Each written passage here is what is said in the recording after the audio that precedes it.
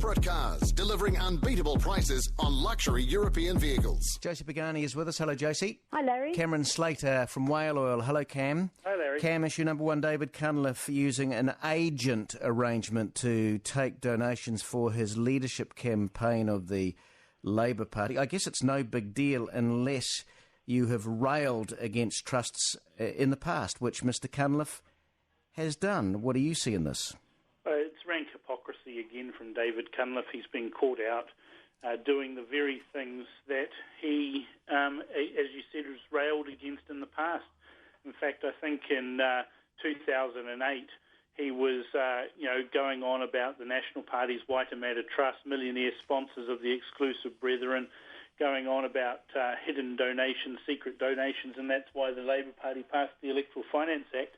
And then when it suits him, he decides to use a secret trust.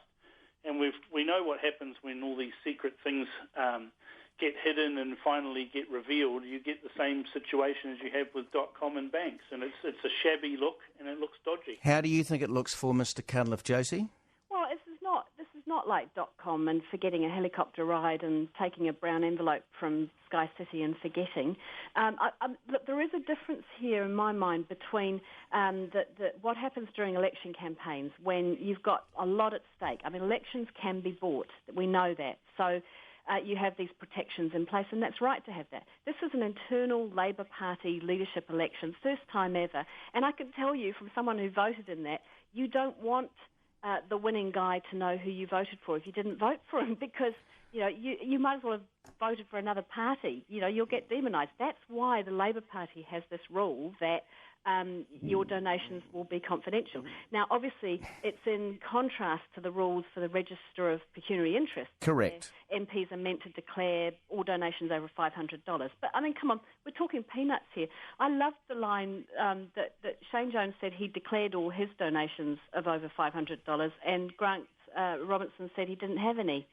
So I thought that was quite sweet. We might be talking peanuts, but it's perception, and it's what's happened in the past, Josie, where he has slammed National, he's called Banks to resign, and by the way, Mr Banks wasn't operating a trust, Mr Brown was operating the trust. You take the high moral ground here, Cam, you call it hypocrisy, I say. Well, it is hypocrisy, and it's not a matter of quantum. This is the same argument that people who do 5 kilometres over the speed limit try and use, but it's only 5 kilometres over the speed limit.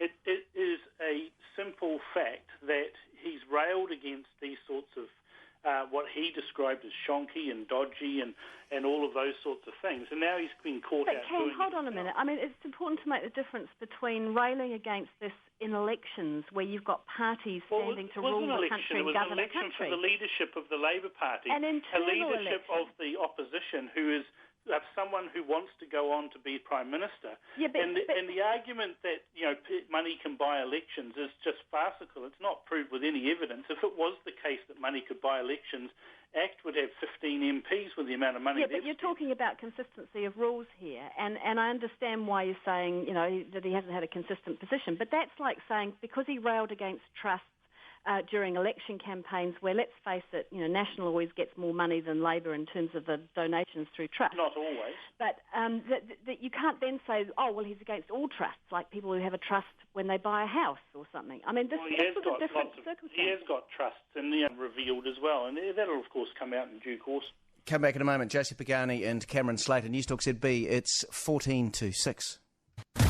Larry Williams Drive with ANZ, the bank with more local experts on NewstalkZB. 12 to 6, Josie Pagani and Cameron Slater on the Huddle. Josie, issue number 2, Russia looking like it's going into the Ukraine. Putin has got the troops ready and the Navy in the Black Sea. How do you see this? It's looking pretty much like war, isn't it? It's looking bleak, yeah. And I think New Zealand is actually in quite a unique position right now because we're campaigning for a place on the Security Council.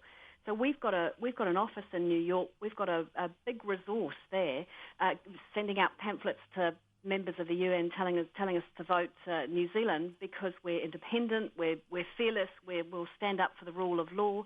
We're a small country that stands up to bullies. Now, I say that this is actually an opportunity for New Zealand not just to put out a pamphlet about that, but to act on that. I mean, I think we should be leading some kind of move to get other countries that respect the rule of law against bullies around the table, and that we can be shown to be, earning our position as a global leader. All right, McCulley has already called in the ambassador here, Cameron, but we're actually not the big fish in all of this. What do you see in it?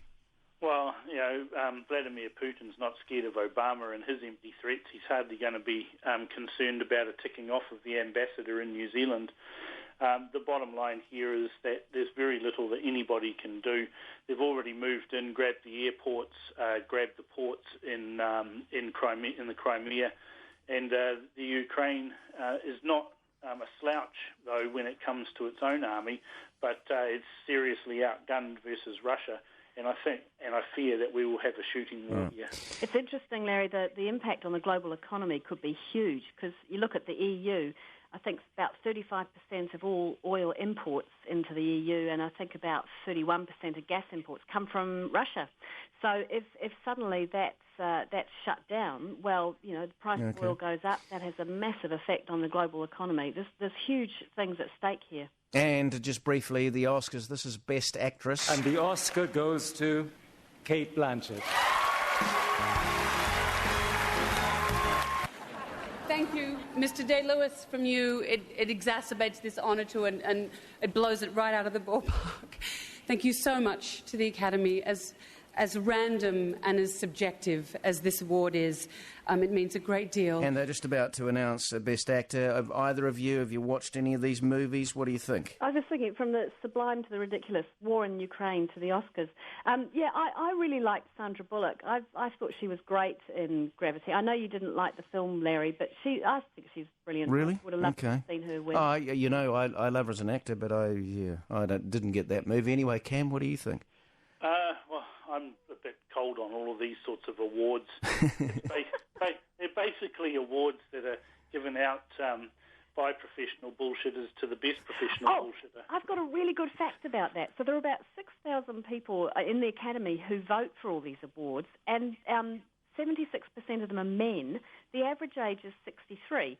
So, in other words, the people deciding who gets Best Actress have the demographic of your local bowling club. Okay. No, it leaves me cold, Larry.